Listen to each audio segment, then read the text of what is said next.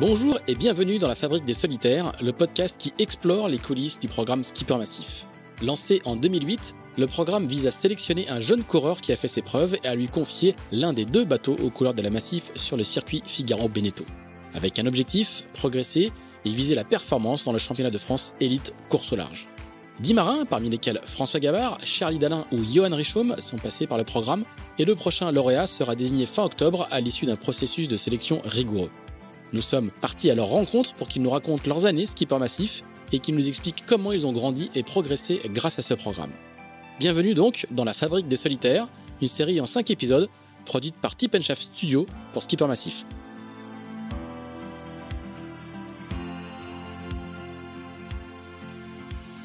Bonjour à tous et bienvenue dans ce 4e épisode de la Fabrique des Solitaires où nous recevons un duo qui a fait des étincelles pendant son séjour sous les couleurs de la Massif.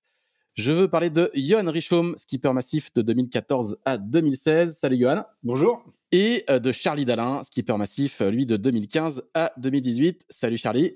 Salut Pierre-Yves, salut Johan. Alors je le disais, vos années Massif ont été des années assez incroyables avec évidemment des places de 1 et 2 à la solitaire et au championnat de France en 2016. On va y revenir. Des podiums à beaucoup de courses et en particulier 4 podiums consécutifs pour Charlie sur la solitaire du Figaro. Mais avant ça, je voudrais qu'on revienne à vos arrivées respectives dans le programme, en commençant par toi, Johan, puisque tu as dû te faire prendre à 3 reprises, je crois, pour pouvoir être accepté, reçu au concours. Raconte-nous un petit peu pourquoi ça a mis autant de temps, d'une part, et puis pourquoi tu voulais à tout prix faire ce programme. Ouais, c'est vrai que je me suis surpris à plusieurs fois. C'était pire que le baccalauréat pour moi. Je voulais faire ce programme parce que pour moi c'était le programme qui nous mettait dans les meilleures conditions pour performer. Moi, j'étais arrivé sur la solitaire du Figaro pour un petit peu découvrir tout ça en 2010 sans avoir forcément d'ambition professionnelle derrière. Et puis au fur et à mesure du temps, comme ça me réussissait pas trop mal, voilà, je voulais en faire de plus en plus et la Massif nous permettait de nous mettre dans des conditions absolument parfaites pour performer. Donc j'étais très intéressé par ce programme. Donc je me suis repris à plusieurs fois effectivement. Et comment tu te voyais progresser entre chaque tentative, chaque examen? Je pense que déjà je progressais, on va dire, sur l'eau et sur mon CV nautique. Je m'améliorais au fur et à mesure du temps. J'essayais consacrer de plus en plus de temps aussi au solitaire. J'avais presque un métier à côté, j'ai envie de dire. Donc je faisais de la vente de voile et puis pas mal de préparation et tout encore à côté, alors que je faisais mes 3 premières solitaires. Et après, moi, le plus gros sujet pour moi, c'était la présentation finale où voilà, le fameux grand oral, qui est le fameux grand oral, qui est pour moi, je trouve un très bon exercice parce que c'est quelque chose qui nous sert par la suite. Mais c'est vrai que il faut être à l'aise pour répondre aux questions des dirigeants de la Massif. C'est pas quelque chose d'évident quand on n'a jamais fait ça. Et du coup, c'est le sujet que j'avais le plus travaillé fin 2013, du coup, quand j'ai remporté la sélection. Mais ça a été la pire épreuve pour moi. Ouais. Ah bon? Pourquoi?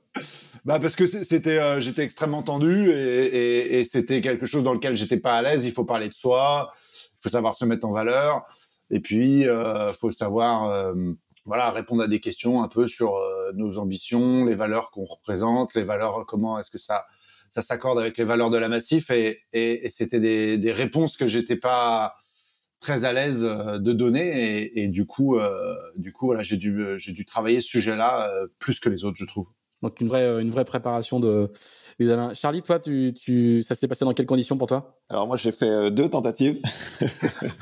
La première, c'est c'est l'année où Johan gagne en 2013. Et après, je refais une sélection je retente ma chance en 2014. Et c'est vrai que voilà, toute la partie sportive test sportif, test sur l'eau, test sur la météo, ça voilà, c'est quelque chose qu'on est un petit peu plus habitué à faire. C'est vrai que la partie grand oral du dernier jour, après toute la semaine dans les pattes, c'est pas forcément facile. C'est vrai que c'est des semaines qui sont assez intenses au final. On arrive le premier jour, voilà, on nous fait nager généralement dans la baie de Port-la-Forêt ou courir ou les deux. Après, on récupère les bateaux, les distributions des voiles, du matériel. Après, on va faire une petite navigation. Après le lendemain, ça enchaîne en test sportif, nav l'après-midi à la journée. Enfin voilà, c'est assez intense tout ce qu'on a à faire. Et du coup, voilà. Et après, le clou du spectacle, c'est le grand oral. Voilà, chacun vient avec son petit PowerPoint. Moi, j'ai essayé d'innover une année avec une présentation Prési. Voilà, c'était un peu la mode à l'époque pour ceux qui s'en rappellent. Et voilà, et c'est vrai que voilà, il y a un jury. On est seul à prendre la parole. Il faut savoir se vendre, mais pas trop. Enfin, il faut trouver le bon curseur. Et moi, en fait, quand je suis passé, j'ai fait mon grand oral devant le conseil d'administration d'Apivia. Ça m'a beaucoup rappelé cet exercice-là, et je pense que cet exercice m'a servi après pour le projet IMOCA. Je me suis vraiment retrouvé dans un peu le format de la présentation, sur les thèmes abordés, sur les questions auxquelles il faut être capable de répondre. C'est une partie qui est plus importante que ce qu'on pourrait penser au final. Vous pensez que ça représente quoi dans le choix final du jury? Au final, vous savez tous faire du bateau, vous savez pour la plupart aller vite, manœuvrer. C'est ça qui fait la différence? C'est cette épreuve-là qui fait la différence? Je pense que ça va pas être loin d'être. Je pense que ça peut être éliminatoire. Ouais, je pense que le reste, si ça se passe à peu près normalement entre tous les coureurs, celle-là, elle est décisive. Je pense qu'il y a ça, il y a quand même le palmarès en arrivant sur le palmarès, c'est important. Sur la sélection, parce que c'est indéniable que quelqu'un qui. Enfin, moi, je suis arrivé en 2013, j'avais largement amélioré mes scores. Je venais de faire 2e au championnat et 4e à la solitaire. Ça reste sur le haut de la pile, et après la présentation, c'est le dernier coup de marteau. Voilà, et on peut pas la rater. Et elle est quand même sacrément décisive, je trouve. Ouais, Charlie, tu voulais rajouter quelque chose? Non, je dis qu'après, en plus, les membres du jury, donc il y a des gens de la FFV, du pôle, forcément beaucoup de la Massif, et voilà, c'est des gens souvent certains qu'on rencontre pour la première fois, et voilà, la première impression reste importante. Mm-hmm. Alors, Yohan, toi, comment tu vois Charlie arriver? Parce que du coup, à chaque fois, en fait, il y a le skipper massif de l'année précédente qui accueille le skipper massif de l'année suivante. Comment tu accueilles le petit jeune qui arrive?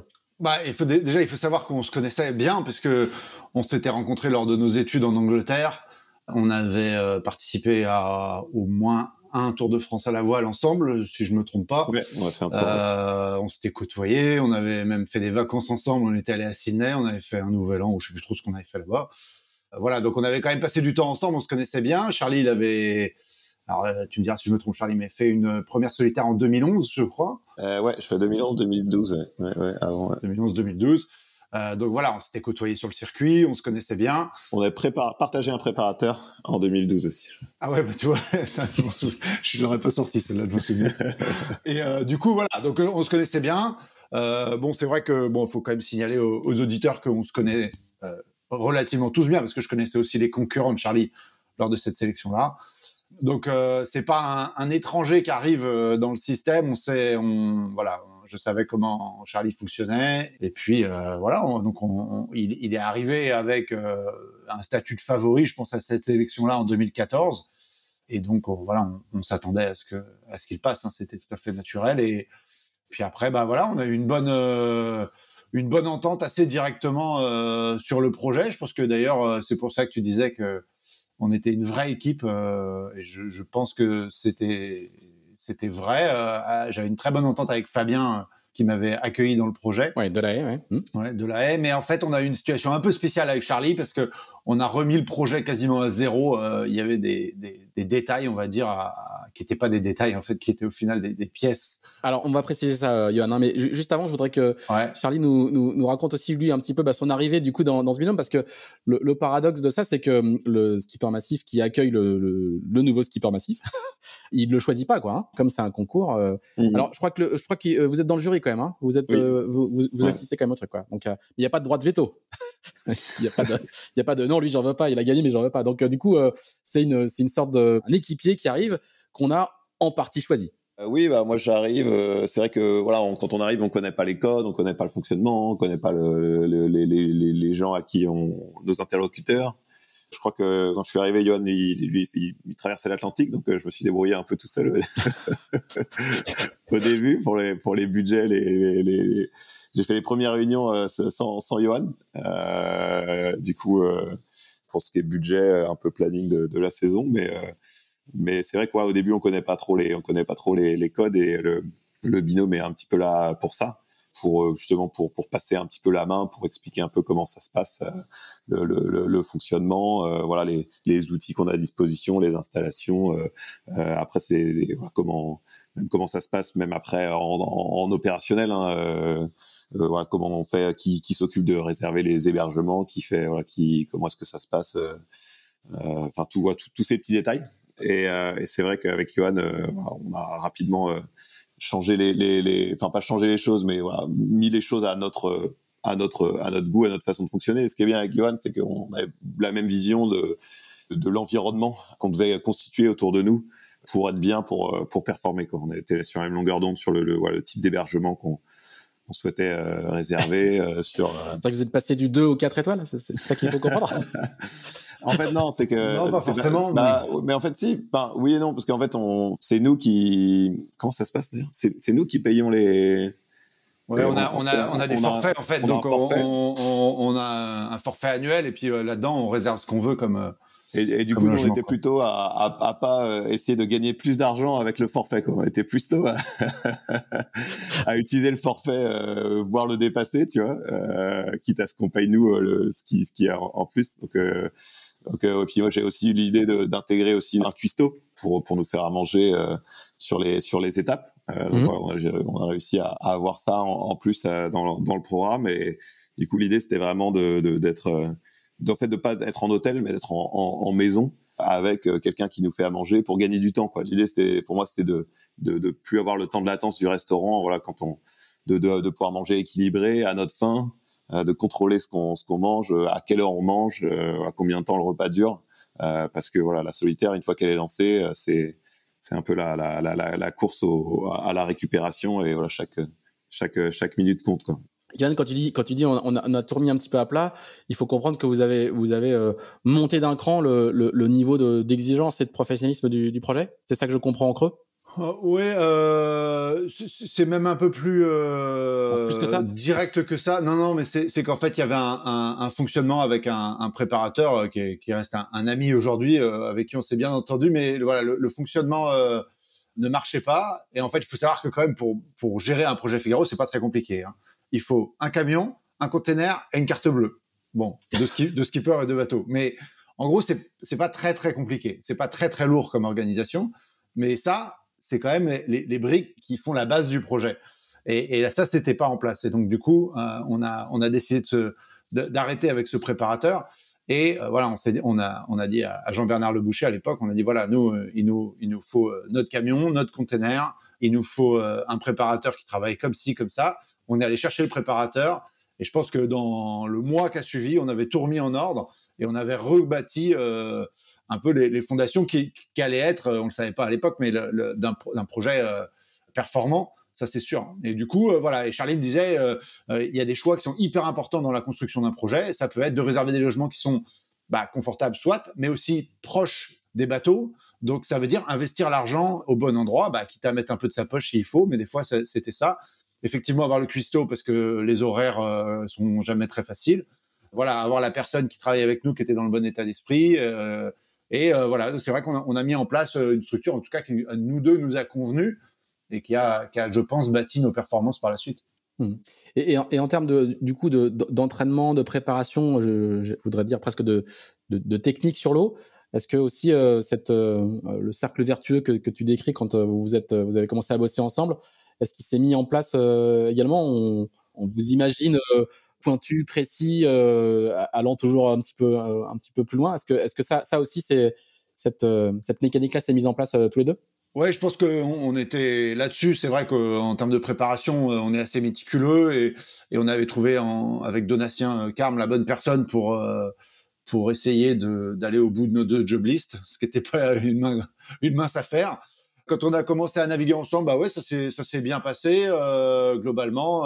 Comme toute relation, il a fallu se caler un petit peu tout ça, mais aux entraînements, on était plutôt performants. Et en fait, faut voir qu'on partait directement sur une AG2R, si je me trompe pas, dans laquelle on a réussi Ah, c'était la deuxième saison, là, G2R. Ouais. Ah, c'est la deuxième saison. Ouais, bon, tu vois, je mélange tout.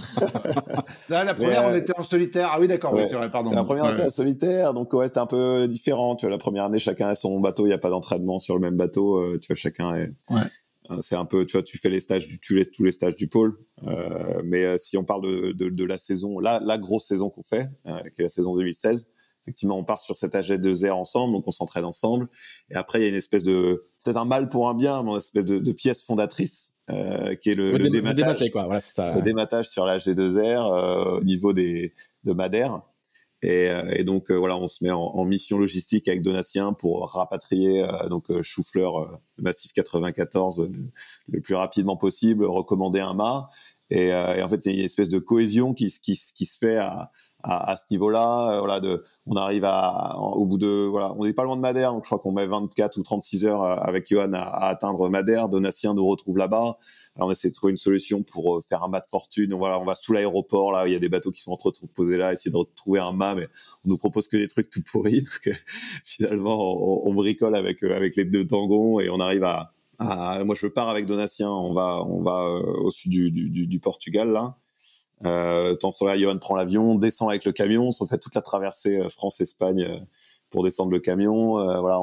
On espèce de cette mission un peu logistique contre la montre pour rapatrier le bateau, pour se mettre en état de marche. Et je pense que c'est une pièce qui est assez fondatrice sur cette saison 2016. Et voilà, là, on était vraiment une équipe extrêmement soudée dans cette difficulté.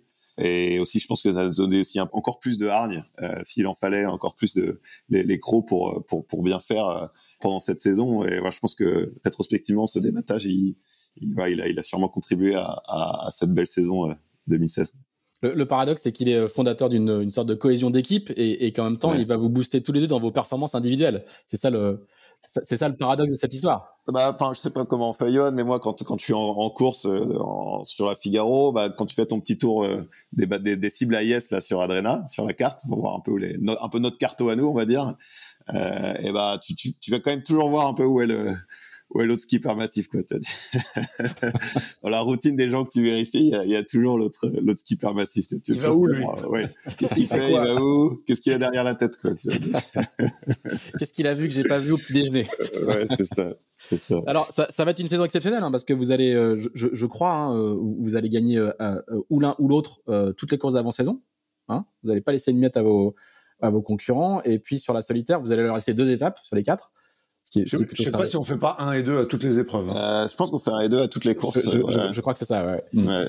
Et comment vous l'expliquez? Est-ce qu'il y a quoi? Il y a un fluide, il y a une mécanique qui se met en place un peu implacable et puis comment vous le vivez de l'intérieur, quoi? Ouais, je sais pas très bien te dire. C'est vrai que je pense que Charlie, il a raison qu'au final, ce dématage, il a été assez fondateur. On est rentré, on a travaillé dans le même sens tous les deux. Je me rappelle une petite session de travail qu'on avait fait avec Sébastien Coll aussi. En fait, des fois, c'est sur des petits détails, mais tu vois, cette session de travail, on avait validé ou pris confiance dans certains détails et en fait, ça a construit notre stratégie. Après, on était tous les deux en pleine montée en puissance. Charlie, il avait déjà fait une bonne étape. Moi, je revenais d'une année très difficile, 2014. 2015, j'étais remonté. J'avais fait 8e à la solitaire et là, j'étais en train de revenir en puissance, reprendre une grosse confiance en moi. Je pense globalement reprendre mon niveau et voilà. Et c'est arrivé, les deux ont culminé un peu ensemble, on va dire. Et puis ouais, on était super bien entourés, donc il y avait tout ce qu'il fallait pour que ça fonctionne. Mais après, vraiment expliquer pourquoi à ce moment-là exactement, on est tous les deux super rapides, on est tous les deux inspirés. C'est quand même spécial. Après, ce qui est sûr, c'est que voilà, on est 2 gros travailleurs, donc il y avait pas de secret par rapport à ça, sans dire que d'autres ne travaillent pas dans la flotte, mais il y a quand même un niveau d'implication de la part de Charlie qui est assez énorme, et ça, il faut bien s'en rendre compte. Donc on n'était pas là par hasard, c'est-à-dire que la synergie créée en 2015, 2016, elle était juste en train de payer, quoi. C'était vraiment je pense, le bon montage de projet pour performer. Je pense que les deux on se tirait l'un l'autre vers le haut, quoi. On se tirait l'un l'autre vers le haut, et tu vois, Donatien aussi arrivait à être vraiment équitable aussi dans la préparation des bateaux, tu vois, ce qui est pas forcément simple, tu vois. Et du coup, tu vois, il y avait pas il y avait vraiment pas du tout le sentiment qu'il y a tu as un bateau A ou un bateau B, ou tu vois et tu vois Donatien il a un instinct de compétition quoi, et ouais, je pense qu'il était heureux de nous voir performer, et ça crée aussi un cercle vertueux quoi. Et quand on était vraiment tous les deux impliqués, on était tous les trois vraiment sur la même longueur d'onde. Je crois que cette année on a exactement les mêmes voiles. On avait fait nos marchés chez les différents voiliers. Je crois qu'on avait exactement les mêmes le même jeu de voile. On avait un peu d'incidence, on avait un peu de quantum, on avait un peu de delta voile, on avait un peu de tout à bord. Et on avait les mêmes jeux de voile, et ouais, cette nave, effectivement, on a fait ce tout beau testing avec cette navigation à 2 bateaux avec Sepco là qui était super avant une fois que on avait remis un mât sur mon bateau. Et ouais, il y a une espèce de, je sais pas, d'alchimie, une espèce d'état de flow à 3. Tu vois, il y a un état de flow d'équipe, on va dire, qui se met en place, et voilà. Puis après, quand tu vois que l'autre pousse, bah, ça te donne envie de continuer à pousser encore plus, quoi. Donc voilà, c'est sûr que c'est vrai qu'il y a une compétition un peu dans la compétition, quoi, malgré tout. Une fois que c'est parti, c'est sûr, quand tu vois que ton binôme pousse, va vite, bah, ça donne encore plus envie de pousser aussi. Et c'est sans doute aussi vertueux au sens où il y a un moment où vous avez peut-être dû vous rendre compte que plus l'autre était bon, mieux c'était pour vous, quoi. C'est vraiment une spirale vertueuse. Ouais, c'est ça, ouais. Complètement. Alors ça marche tout le temps, mais il y a un moment pour la lutte suprême où ça devient un peu plus cruel, quoi. Parce qu'à la fin, il y en a qu'un qui monte sur la plus haute partie du podium. Donc racontez-lui un petit peu la solitaire du Figaro, parce que cette fameuse solitaire 2016 où cet état de flow dont tu parlais, Charlie, il est encore à l'œuvre. Et là, on n'est pas sur une épreuve qui dure 2-3 jours et vous rentrez chez vous après. Ouais. Là, vous allez vous retrouver à chaque escale. Vous êtes tout seul l'un en face de l'autre au petit-déj avec Donatien. Mais est-ce que du coup la solitaire, elle est différente à vivre de ce point de vue-là, et comment elle se passe? Emmenez-nous au petit-déj avec vous alors tous les matins avant les départs d'étape. Bah, moi je me rappelle de l'arrivée de la deuxième étape. Je crois qu'on arrive à Roscoff ou les Ardrieux les Ardrieux. Je crois. Ouais. Et du coup là, Johan il fait un petit break. Fait un petit break à ce moment-là, quoi. Et du coup, tu vois, moi je suis là, dans la maison qu'on avait louée. Il y a la famille de Johan qui viennent, ils sont là. Ils sabrent le champagne, tu vois, il y a une petite bouteille quand même pour célébrer le petit break. Et moi, je suis un peu. Parce que je viens de gagner l'étape. Je viens de gagner la première étape. Avec un petit break, quoi. Tu vois, il fait un petit break, là. Ouais. Et là, tu vois ça, t'es là, bon, ok. Donc, il y a ça. Après, je pense que il y a l'arrivée après, à La Rochelle, où moi, je remets un petit cran, où je rattrape un peu, là, un petit peu de retard. Donc, je crois qu'on part avec, je sais plus je crois qu'on part avec une demi-heure. En fait, on finit la première étape avec moins de 5 minutes. Ouais. La deuxième, je prends 30 minutes d'avance. J'en perds 15 sur la troisième. Que Charlie gagne, oui, ouais. C'est vrai. Oui. Et donc vous prenez le départ sur la dernière. Voilà, la dernière. qui est moins de, je sais même pas, c'est moins de 24 heures après l'arrivée de la troisième. Hein. C'est un nouveau format. On a légèrement les yeux qui se croisent quand même. Voilà. On est en vrac complet. C'est vrai que si on pose le décor de la dernière étape, du final, voilà, on vient juste d'arriver. Il fait super chaud à La Rochelle. Voilà, on est un peu en canicule, et voilà, on a à peine le temps de poser les pieds à La Rochelle, qu'il faut repartir le lendemain, et voilà, on sent la tension, quoi. On sent que, en plus, on se dirige vers une étape de pétole, avec des phases de transition. Donc on sait même si c'est que 24 heures, il peut se passer des choses. Vous êtes tous les deux en tête? Vous êtes tous les deux en tête en général. On a fait le break sur Nico Lundven, qui a une demi-heure derrière, voilà. Qui est un petit peu plus loin derrière. Donc voilà, on sent que potentiellement ça va quand même se jouer entre. Donc au petit déj ce matin-là. On n'entend rien à part les mâchoires. Tu vois, je me rappelle même plus de ce petit déj. Alors là, moi non plus. En fait, moi, ça m'a pas marqué les moments en commun. En fait, je ressens pas cette adversité ou ce challenge, tu vois, à l'intérieur du même team. C'est moi qui force le trait, évidemment, pour le. Non, mais je pense que c'était différent pour Charlie, mais on ressentait les choses assez différemment. Et c'est vrai que, ouais, c'était. Mais à terme, moi, j'ai jamais senti de différence, hein, peu importe le stade de la compète. Je trouve que, enfin, là, on avait notre roulement, notre routine. Je pense que les gens nous inventaient plus de rivalité qu'il y en avait vraiment entre nous. Ouais. Ça, c'était Parce que souvent, on me disait des trucs, je disais, bah non, pas vraiment. En fait, Quand tu m'as dit l'autre jour, là, Pierre-Yves, est-ce que tu vérifiais si ton petit déj n'était pas empoisonné? Je m'étais jamais posé la question, tu vois. Ça avait jamais même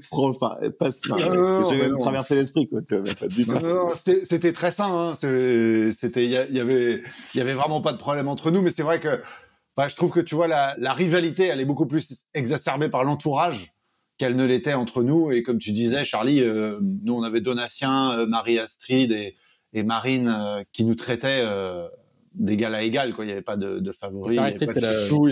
C'est l'attaché de presse et Marine, c'était le cuistot. Hein. C'était le cuistot, exactement. Ouais. Donc, c'est vrai que voilà, nous, on n'a jamais ressenti ça particulièrement, et ce qui était d'ailleurs très, très sain au final.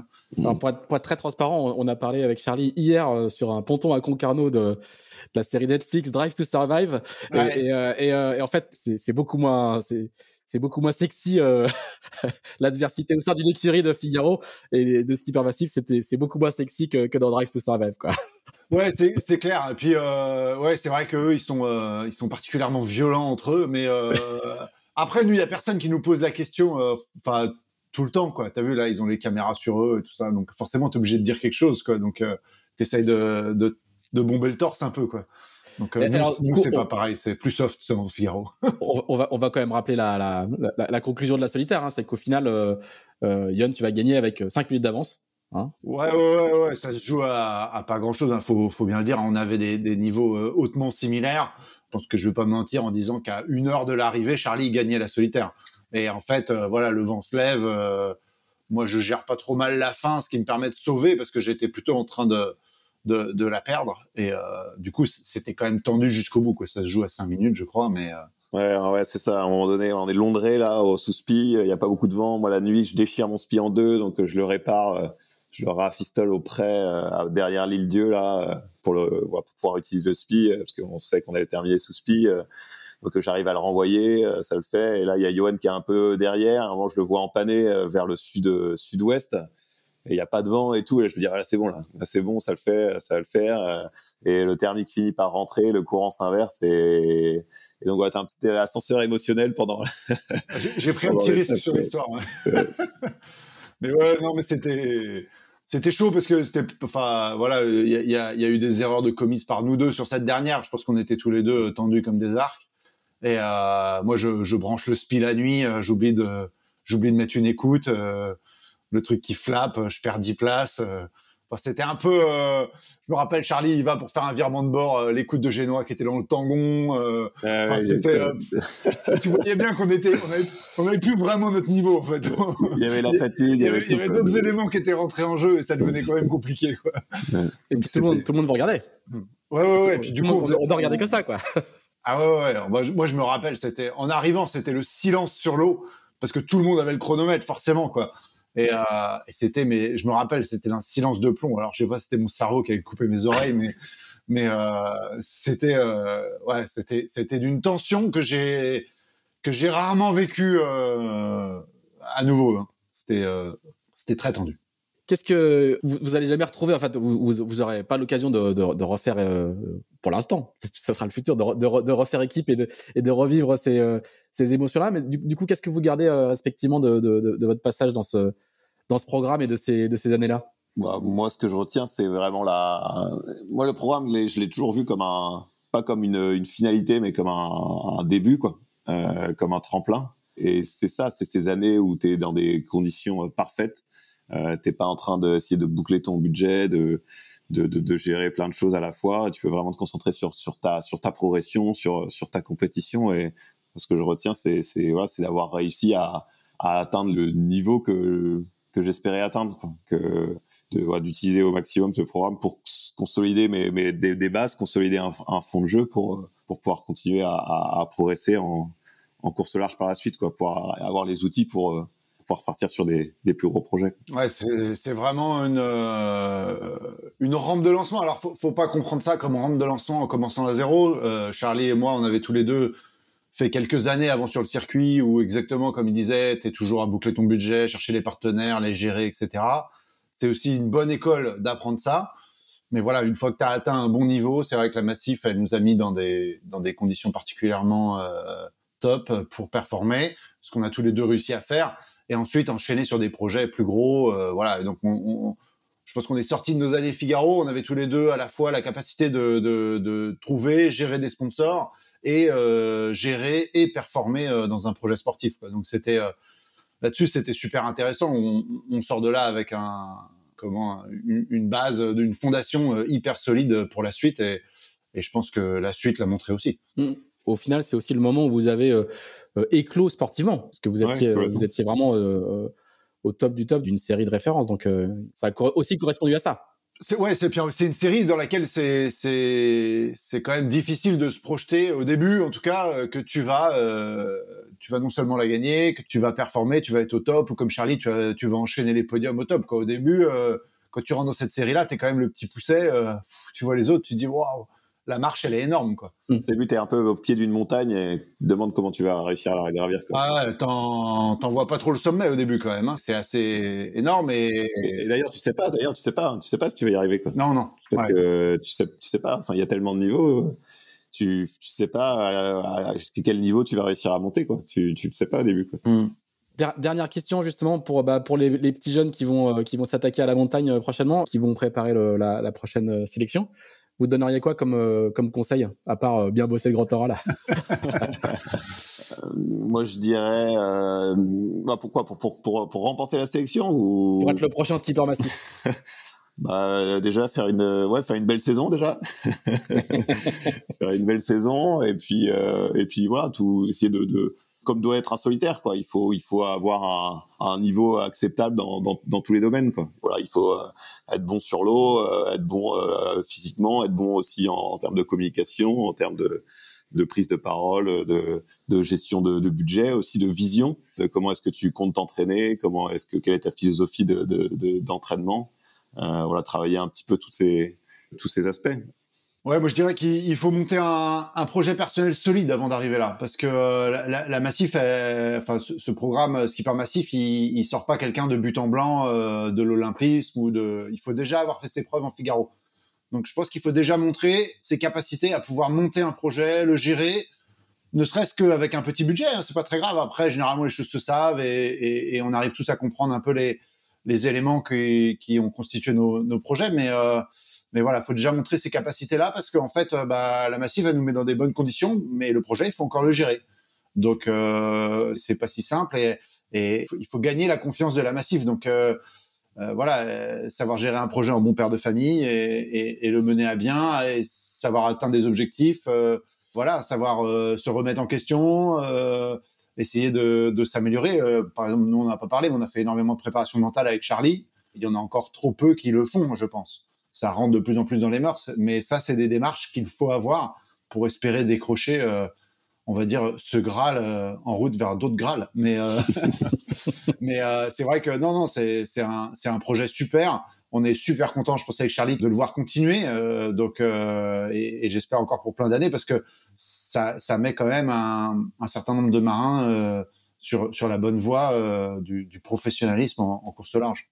C'est vraiment une filière qui a fait, comme disait Johan, qui a fait ses preuves. Quand on regarde tous les lauréats, on va dire, tous les marins qui sont passés par cette filière, voilà, c'est tous des marins qui ont réussi à avoir de belles suites après. Et voilà, je pense que la filière, elle joue pleinement son rôle de tremplin pour construire l'avenir. Très bien. On va souhaiter aux petits jeunes au pied de la montagne, comme tu disais, Charlie, d'arriver à la gravir et de vous succéder aussi joliment que vous l'avez fait. Merci à tous les deux. Ouais, merci à toi. Merci Pierre. Bonne navigation dans les jours à venir respectivement et à bientôt. Salut. Au revoir. Au revoir.